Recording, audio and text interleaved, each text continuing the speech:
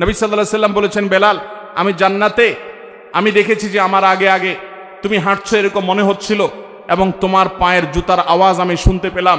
বেলাল, আমাকে বলো তুমি কি আমল করো? বেলাল রাদিয়াল্লাহু আনহু বললেন, হে আল্লাহর রাসূল, আমার তো এরকম বিশেষ কোনো আমল নাই, আপনি যা বাতান সেগুলাই তো। আমি খুব গুরুত্বের সাথে, বিশেষ গুরুত্বের সাথে স্পেশাল কোনো আমল করি সেরকম আহামরি এরকম কোনো বিশেষ আমল তো নাই, তবে একটা আমল আমার আছে, সেটা হলো, হে আল্লাহর রাসূল, দিন এবং রাত যখনই আমি অজু করি, অজু করার পর আমি 2 রাকাত নামাজ পড়ি, তাহিয়াতুল ওযু পড়ি, এটা আমি কখনো ছাড়ি না। নবী করিম সাল্লাল্লাহু আলাইহি সাল্লামের আর বুঝতে বাকি ছিল না তার বিশেষ স্পেশাল আমল, যেটা হয়তো আমরা অনেকেই আজকাল করি না। বিশেষ করে আমাদের সমাজ থেকে তাহিয়াতুল ওযুয়ে নামাজ বিলুপ্ত হয়ে গেছে, এই সুন্নাত আজ হারিয়ে গেছে। আমরা ওযু করার পর 2 রাকাত নামাজ পড়ার বেশিরভাগ মানুষ অভ্যস্ত না। তাহিয়াতুল ওযু তো পরের কথা, তাহিয়াতুল মসজিদও আমাদের সমাজ থেকে হারিয়ে গেছে। মানুষ মসজিদে চলে যায়, ধাপ করে বসে যায়, অথচ নবী সাল্লাল্লাহু আলাইহি সাল্লাম বলেছেন, ইদা দাখালা আহাদুকুমুল মাসজিদা, তোমাদের কেউ যদি মসজিদে প্রবেশ করে, ফালা ইয়াজলিস হাত্তা ইউসাল্লি রাকাতাইন, তাহলে সে মসজিদে ঢুকে যেন 2 রাকাত নামাজ পড়া ছাড়া না বসে। নবী করিম সাল্লাল্লাহু আলাইহি সাল্লাম এত গুরুত্ব দিতেন। এক ব্যক্তি এসে বসে গেছে, তিনি তাকে বলেছেন, তুমি কি 2 রাকাত নামাজ পড়েছো? লোকটি বলেছে, না, পড়ি নাই। নবীজি বলেছেন, কুম, দাঁড়াও, তুমি 2 রাকাত নামাজ পড়ো, তারপরে বসো। আল্লাহর ঘরের সম্মানার্থে গিয়ে বসতে হলে তুমি 2 রাকাত নামাজ পড়বে, তারপরে গিয়ে বসবে। এই তাহিয়াতুল মসজিদ আমাদের সমাজ থেকে হারিয়ে গেছে। আর তাহিয়াতুল ওযু, এটা তো আমরা অনেকে জানিও না, যে যতবার আপনি ওযু করবেন, ওযু করার পর কোনো কথাবার্তা অন্যান্য কাজকাম করার আগে, ওযু করার পর দ্রুততার সাথে আপনি কিবলামুখী হয়ে 2 রাকাত নামাজ পড়ে ফেলবেন। এটা ওযুর সম্মানে, এটাকে তাহিয়াতুল ওযু বলা হয়। বেলাল রাদিয়াল্লাহু আনহুর এই আমলটির কারণে নবী সাল্লাল্লাহু আলাইহি সাল্লাম তার পায়ের আওয়াজ জান্নাতে শুনতে পেয়েছেন। এই আমলটা আমরা শুরু করব তো ইনশাআল্লাহ।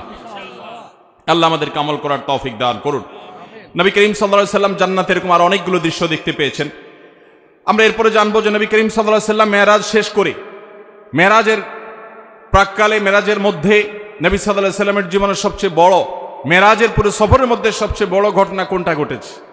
সবচেয়ে বড় ঘটনা ঘটেছে আল্লাহর পক্ষ থেকে সালাত বা নামাজের যে বিধান দিয়েছেন মেরাজে। এটা ছিল তার মেরাজের সবচাইতে ফোকাস পয়েন্ট, সবচাইতে গুরুত্বপূর্ণ ঘটনাবলীর অংশ। আল্লাহ রাব্বুল আলামিন নবী করিম সাল্লাল্লাহু আলাইহি সাল্লাম যখন আল্লাহর কাছে গেলেন, আল্লাহর প্রশংসা ইত্যাদি নিবেদন করলেন, আল্লাহর কুদরত অবলোকন করলেন, আল্লাহর শুকরিয়া আদায় করলেন, তিনি যখন ফিরে আসছেন আল্লাহর অনুমতি নিয়ে, তখন আল্লাহ রাব্বুল আলামিন নবী করিম সাল্লাল্লাহু আলাইহি সাল্লামকে 50 ওয়াক্ত নামাজ দিলেন, যে যাও তোমার উম্মতের জন্য 50 ওয়াক্ত নামাজ দেয়া হলো। প্রতিদিন রাত দিন 24 ঘন্টার ভিতরে 50 বার তারা নামাজ পড়বে, এটা ফরজ করে দেওয়া হলো, তুমি এটা নিয়ে যাও। নবী আলাইহিস সালাম এটা নিয়ে আসছিলেন। প্রতিমধ্যে তার সাথে ষষ্ঠ আকাশে মুসা আলাইহিস, পঞ্চম আকাশে মুসা আলাইহিস সালামের সাথে সাক্ষাৎ। মুসা আলাইহিস সালাম বললেন যে, আমি বনি ইসরাইলের নবী হিসাবে, তাদের দায়িত্বশীল হিসাবে আমার অভিজ্ঞতার আলোকে বলছি, তোমার উম্মত দিন এবং রাত 24 ঘন্টার মধ্যে অন্যান্য কাজকাম সব করে এর ফাঁকে আবার 50 বার নামাজ, এটা তারা পড়তে পারবে না, এটা তাদের জন্য কষ্টকর হয়ে যাবে। অতএব তুমি আল্লাহর কাছে গিয়ে এই নামাজ একটু কমায় আনো।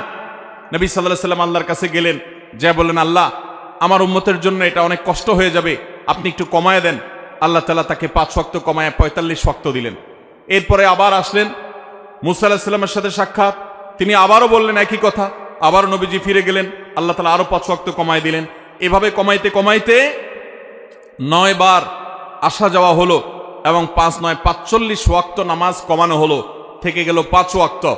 এরপরে নবী সাল্লাল্লাহু আলাইহি সাল্লাম মুসা আলাইহিস সালামের কাছে এসে বলল যে, আমি আর আল্লাহর কাছে কমানোর জন্য যেতে পারবো না, আমি বিব্রত বোধ করছি, ইতস্তত বোধ করছি যে একটা বিষয় কতবার কমাবো। আর 5 ওয়াক্ত আল্লাহ তাআলা নির্ধারণ করে আমাদের প্রিয় নবী সাল্লাল্লাহু আলাইহি সাল্লামকে বলে দিয়েছেন, যাও মুহাম্মদ, তোমার উম্মতকে জানিয়ে দাও, তারা যদি 5 ওয়াক্ত নামাজকে ঠিকঠাক মতো সময় মতো হক আদায় করে, সুন্দর করে আদায় করে, তো আল্লাহ রাব্বুল আলামিন তাদেরকে 50 ওয়াক্ত পড়লে যে পরিমাণ তারা সওয়াব পেত, আল্লাহ বলেছেন যে সেই পরিমাণ সওয়াব তাদেরকে আমি 5 ওয়াক্তের মাধ্যমে দেব। 5 ওয়াক্ত নামাজকে হক আদায় করে করবো তো ইনশাআল্লাহ। ওয়াক্ত মতে ইহতিমামের সাথে, ধীরস্থিরতার সাথে, সৌন্দর্যের সাথে, মনোযোগের সাথে, আল্লাহর স্মরণ সাথে নিয়ে আল্লাহ রাব্বুল আলামিনকে স্মরণ করবার জন্য আকিমিস সালাত আলি যিকরি, আমরা মহব্বতের সাথে খুশু খুশুর সাথে মৃত্যুর আগ পর্যন্ত 5 ওয়াক্ত নামাজকে আঁকড়ে ধরবো তো ইনশাআল্লাহ। ভাইরা আমার, নবী করিম সাল্লাল্লাহু আলাইহি সাল্লামকে আল্লাহ রাব্বুল আলামিন মেরাজে ডেকে নিয়ে একান্ত কাছে নিয়ে এই 5 ওয়াক্ত নামাজ দিলেন। এই নামাজ যার যত বেশি সুন্দর হবে সে আল্লাহর তত বড় ওলি, সে আল্লাহর তত বড় নেককার। যার নামাজ যত তাড়াহুড়ো হবে, যার নামাজে যত অবহেলা হবে, যার নামাজে যত মনোযোগ কম থাকবে, যার নামাজ সালাত যত অসুন্দর হবে, এই ব্যক্তির সাথে আল্লাহর সম্পর্ক তত দুর্বল প্রমাণ হবে। অতএব ভাইরা আমার, মুরব্বীরা আমার, আল্লাহর ওয়াস্তে চ্যালেঞ্জ হিসেবে নিতে হবে, আমরা জীবনে আমাদের জীবন যাবে, আমার প্রাণ যাবে, আমার নামাজ কখনো ছুটতে পারে। অতএব নামাজের ওয়াক্ত হবে, ইমানদার কখনো নামাজে গাফলতি করবে। নবী করিম সাল্লাল্লাহু আলাইহি সাল্লামকে আল্লাহ রাব্বুল আলামিন এই বিধানটি দেওয়ার জন্য তাকে নিয়ে গেলেন মেরাজে। অথচ এত কাছে নিয়ে আল্লাহ রাব্বুল আলামিন অন্য কোনো বিধান দেন নাই। রোজার বিধান আল্লাহ তাআলা জিবরিলকে দিয়ে পাঠিয়ে দিয়েছেন, যাকাতের বিধান জিবরিলকে দিয়ে পাঠিয়ে দিয়েছেন, হজের বিধান আল্লাহ রাব্বুল আলামিন জিবরিলকে দিয়ে পাঠিয়ে দিয়েছেন। ইসলামের অন্য সমস্ত বিধিবিধান, ফরজ নির্দেশগুলো কোরআনের আয়াত নাজিল করেছেন, জিবরিলকে দিয়ে পাঠিয়েছেন।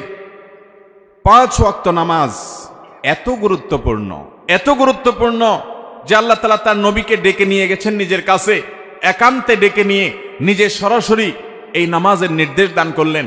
এজন্য ভাইয়েরা দেখবেন আমাদের প্রিয় নবী সাল্লাল্লাহু আলাইহি ওয়াসাল্লাম তার জীবনে নামাজের গুরুত্ব কেমন ছিল। তিনি যখন মৃত্যু শয্যায় দুনিয়া থেকে বিদায় নেয়ার ঠিক আগ মুহূর্ত যখন চলছে, জীবন সায়ান্নে, এরকম কঠিন একটা পরিস্থিতিতে তিনি প্রচন্ড অসুস্থ, জ্বরে, অসুস্থতায় বারবার তিনি বেহুশ হয়ে যাচ্ছিলেন।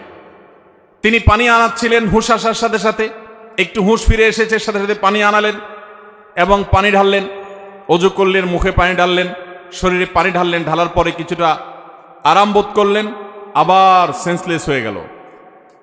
এরপরে আবার যখন হুঁশ আসলো তিনি জিজ্ঞাসা করলেন লোকেরা নামাজ পড়ে ফেলেছে কিনা। বলা হল না আল্লাহ রসুল, সবাই অপেক্ষা করছে আপনার ইমামতিতে নামাজ পড়বে, এদিকে আপনি অসুস্থ। এই কথা বলার পর তিনি আবার সেন্সলেস হয়ে গেলেন, আবার পানি ঢালা হলো, একটু সেন্স আসার সাথে সাথে আবারও একই কথা, মানুষেরা কি নামাজ পড়ে ফেলেছে। নবী করিম সাল্লাল্লাহু আলাইহি সাল্লামকে এই কষ্টের চোটে তিনি বেহুশ হয়ে যাচ্ছেন বারবার। যখন এই পানি ঢেলে তাকে একটু আরাম দিয়ে একটু হুঁশে ফিরে আনা হচ্ছিল, হুঁশে আসার সাথে সাথে তার প্রশ্ন, সবাই নামাজ কি পড়ে ফেলেছে। এরপরে যখন তিনি মোটামুটি একটু স্টাবল হলেন, নামাজ পড়ার মতো হলেন, কিন্তু উঠে গিয়ে মসজিদে নববীতে যারা গেছেন মদিনাতে জানেন নবীজির মিম্বর এবং তার কবর, এই কবর এবং মিম্বর, কবরটা ছিল তার বাসা, তার হুজরা, তার উম্মুল মুমিনিনদের হুজরা, আয়েশা রাদিয়াল্লাহু আনহার হুজরা, ওখান থেকে তার মিম্বর সামান্য কয়েক গজ দূরত্ব। এই প্যান্ডেলের এই মাথাও হবে না, অল্প একটু জায়গা। এইটুকু জায়গা নবী সাল্লাল্লাহু আলাইহি সাল্লাম পায়ে হেঁটে নামাজ পড়ার মতো ক্ষমতা ছিল না, এত দুর্বল হয়ে গেছেন, এত অসুস্থ, বারবার সেন্সলেস হচ্ছিল। তখন তিনি আব্বাস এবং আলী রাদিয়াল্লাহু তাআলা আনহুমা, দুজন সাহাবীকে ডেকে দুইজনের কাঁধে 2 হাত দিয়ে শরীরের সবটুকু ভার তাদের উপরে ছেড়ে দিয়ে 2টা পাকে মাটির সাথে টানতে টানতে, মাটির সাথে হেসড়াতে হেসড়াতে তিনি মিম্বরের কাছে আসলেন। কিন্তু ইমামতি করার মতো শক্তি শরীরে নাই। তিনি ইশারা দিলেন, মুরু আবু বকরিন ইউসাল্লি বিন নাস, তোমরা আবু বকরকে বলো ইমামতি করে যেন নামাজ পড়ায়। নবীজির সে শক্তি ছিল না। অথচ ভাইরা, মাসআলা আমরা সবাই জানি, এরকম অসুস্থ যদি কেউ হয় তার জন্য মসজিদে আসা কি জরুরি? এত অসুস্থ হলে তিনি তো বাসায় নামাজ পড়তে পারেন। কিন্তু আমাদের প্রিয় নবী সাল্লাল্লাহু আলাইহি সাল্লাম, তার কাছে নামাজ এত গুরুত্বপূর্ণ ছিল, সালাত এত গুরুত্বপূর্ণ ছিল যে বারবার হুঁশ চলে যাচ্ছে, সেন্সলেস হয়ে যাচ্ছেন, হুঁশ ফিরে আসার সাথে সাথে আবারও একই কথা, নামাজ নামাজ, এবং ইমামতি করে নামাজ পড়ার মতো ক্ষমতা নাই। তারপরেও তিনি বাধ্য হয়ে যখন আবু বকর রাদিয়াল্লাহু তাআলা আনহু হিম্মত করছিলেন না তার পিছনে ইমামতি করার, তার সামনে ইমামতি করার, তখন নবী সাল্লাল্লাহু আলাইহি সাল্লাম নিজে ইমামতি করলেন কষ্ট করে। এবং তার পিছনে সাহাবা ইকরাম জামাতের সাথে নামাজ পড়লেন। নামাজের গুরুত্ব দেখেন ভাইরা আমার। খলিফাতুল মুসলিমিন ওমর ফারুক রাদিয়াল্লাহু তাআলা আনহু, তাকে যখন ফিরোজ আল লুলু নামে অগ্নিপূজক নরাধম ফজরের নামাজের ইমামতি করতে এসেছেন, তিনি খঞ্জরের আঘাতে তাকে যখন পরাস্ত করল, অনেকগুলো আঘাত করেছে খলিফাতুল মুসলিমিনকে। তিনি নামাজের প্রথম রাকাত শেষ করেছেন, দ্বিতীয় রাকাতে তাকে আঘাত করে যখন জমিনে ফেলে দিয়েছেন, তখন সেই সে ফিরুজাল্লু উল নামক অগ্নিপূজক নরাধম এই কাফের, সে পালানোর চেষ্টা করছিল। সাহাবীরা তাকে থামানোর চেষ্টা যখন করেছে, বহু সাহাবীকে সে আঘাত করেছে। বিভিন্ন বর্ণনা থেকে বোঝা যায় 7 জন সাহাবী ওই জায়গায় উপস্থিত ওই অবস্থা মৃত্যুবরণ শাহাদাত বরণ করেছেন। এবং এরপর অন্যান্য সাহাবীদেরকে বারবার সে খঞ্জর দিয়ে আঘাত করছিল। একটা পর্যায়ে সাহাবা একরাম একটা চাদর দিয়ে তার মুখ পেঁচিয়ে ফেলে তাকে পরাস্ত করে ফেলে। এরপরে যখন ওমর রাদিয়াল্লাহু তাআলা আনহুকে নিয়ে যাওয়া হলো তার বাড়িতে চিকিৎসা দেওয়ার জন্য, বারবার তিনি বেহুশ হয়ে যাচ্ছেন, প্রচণ্ড আঘাতে জর্জরিত, পুরো শরীর থেকে রক্ত বের হয়ে শেষ হয়ে যাচ্ছে। যখনই একটু তার সেন্স আসছে, তিনি তার পরিবারের লোকদেরকে বলতে লাগলেন, পানি নিয়ে আসো। সবাই গ্লাসে করে বা কোনো বাটিতে করে পানি নিয়ে আসতে লাগলো। এমনভাবে সবাই মনে করেছে উনি পানি পান করবে। তিনি বলেন, না, পানি পান করার পানি তো না, ওযুর পানি নিয়ে আসো, কারণ আমার নামাজ তো বাকি আছে।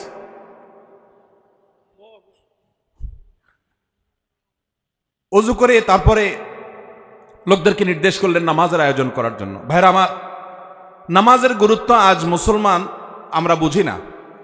আল্লাহ রাব্বুল আলামিনের কাছে এটা এত গুরুত্বপূর্ণ। আপনি দাঁড়িয়ে পড়তে পারবেন না, বসে পড়বেন, বসে পড়তে পারেন না, শুয়ে পড়বেন, ইশারায় পড়বেন, ওযু করতে পারেন না, তায়াম্মুম করবেন। আপনার তায়াম্মুম করার ব্যবস্থাও যদি না থাকে, কোনো মাটি জাতীয় কিছু যদি আপনার হাতের কাছে না থাকে, তো ওই অবস্থায় আপনি নামাজ পড়বেন। সতর ঢেকে নামাজ পড়বেন। সতর ঢাকার মতো কোনো ব্যবস্থা যদি আপনার না থাকে, তাহলে ওই অবস্থায় আপনি বসে নামাজ পড়বেন। আপনি সমুদ্রে নিমজ্জমান, ওই অবস্থায় আপনি নামাজ পড়বেন। কিবলার দিকে ফিরে নামাজ পড়বেন। কিবলার দিকে ফিরতে পারেন না, তাহলে অনুমান করে কিবলার দিকে বা যেদিকে সম্ভব সেদিকে ফিরে সালাত আদায় করবেন। কিন্তু নামাজ মাফ নাই। যুদ্ধক্ষেত্রে পর্যন্ত সালাতের খৌফের বিধান আল্লাহ তাআলা কোরআন নাজিল করেছেন। সালাতুল খৌফ কি? সালাতুল খৌফ হলো যুদ্ধ চলছে রণাঙ্গনে, সম্মুখ যুদ্ধ, একেবারে মুখোমুখি আক্রমণ। এই মুহূর্তে নামাজের ওয়াক্ত হয়ে গেছে। নামাজ পড়তে গেলে শত্রুপক্ষ আক্রমণ করে সব শেষ করে ফেলবে। ইসলামের নির্দেশ, কোরআনের নির্দেশ হলো যে তখন তোমরা নামাজে জামাতের সাথে ওই অবস্থাতেও নামাজ পড়বে, কিন্তু একদল জামাতে নামাজ পড়বে, আরেক দল শত্রুদের সাথে লড়াই করে আত্মরক্ষা করবে। একদল যারা ইমামের সাথে নামাজ পড়ছে, তারা 1 রাকাত নামাজ শেষ করে, 1 রাকাত সালাত শেষ করে তারা চলে যাবে যুদ্ধে। যারা এতক্ষণ যুদ্ধ করছিল, তারা এসে ইমামের পিছনে আবার দাঁড়িয়ে তারা 1 রাকাত পড়বে। তারা তাদের 1 রাকাত শেষ করে আবার চলে যাবে। 1 রাকাতের মাঝখানে যাওয়া জায়েজ নাই। কিন্তু যুদ্ধক্ষেত্রে সালাতুল খৌফের বিধান এটা জায়েজ আছে যে তোমার জীবন রক্ষা করতে হবে, তোমার নামাজও রক্ষা করতে হবে। ইমানদার কখনো কোনো যুক্তিতে নামাজ ছাড়ার মতো কোনো সুযোগ, কোনো পরিস্থিতি, কোনো অবস্থা ইমানদারের জীবনে থাকতে পারে না। কারণ নামাজের চাইতে গুরুত্বপূর্ণ কোনো বিধান ইসলামে আর। মোহতারাম হাজিরিন, আল্লাহ রাব্বুল আলামিন এই নামাজের গুরুত্ব আমাদেরকে বুঝার তৌফিক দান করুন। আসসালামু আলাইকুম প্রিয় ভাই বন্ধুরা, আশা করি সবাই ভালো আছেন। শুরু থেকে লাস্ট অবধি দেখার জন্য অসংখ্য অসংখ্য ধন্যবাদ। আশা করি আপনারা অনেক ভালো আছেন। ভালো না থাকলে আমার ভিডিওগুলো সুস্থ মতে দেখতেই পারতেন না। তা শেখ আহমদুল্লাহর নিত্য নতুন ভিডিও পাওয়ার জন্য আমাদের চ্যানেলে সাবস্ক্রাইব করে আমাদের পাশে থাকবেন। শেখ আহমদুল্লাহর নিত্য নতুন ভিডিও আপনাদের জন্য উপহার নিয়ে আসবো। তো সবাই ভালো থাকেন, সুস্থ থাকেন। এই মুহূর্তে আপনাদের কাছ থেকে বিদায় নিচ্ছি। নেক্সট ভিডিওয় শেখ আহমদুল্লাহর যে কোনো ওয়াজের, মন জুড়াইনো ওয়াজের সাথে আপনাদের সাথে আবার দেখা হবে। তো সবাই ভালো থাকেন। আল্লাহ হাফেজ। আসসালামু আলাইকুম।